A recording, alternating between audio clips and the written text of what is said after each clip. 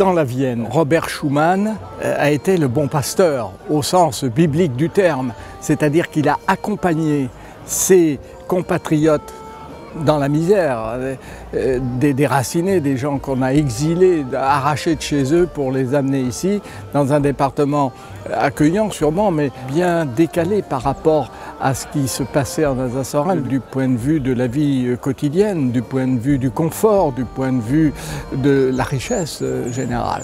Donc des gens qui étaient déracinés, il a fallu les aider, leur apporter le secours, essayer de répondre à tout ce qui pouvait se passer, aussi du mauvais accueil. Schuman s'est occupé d'eux, a fait tout ce qu'il fallait, les démarches. On ne peut pas se rendre compte de l'importance des démarches, des papiers, tout ce dont on peut avoir besoin qui ne viennent pas à l'imagination.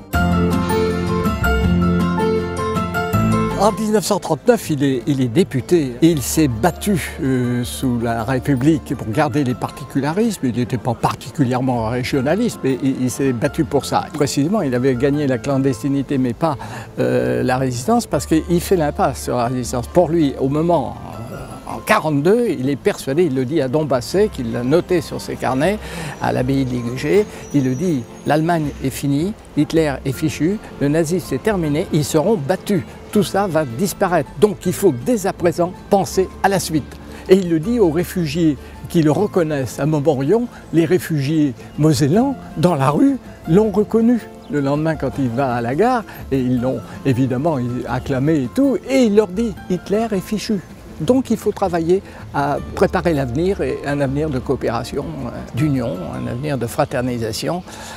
C'est pas évident pour tout le monde, évidemment.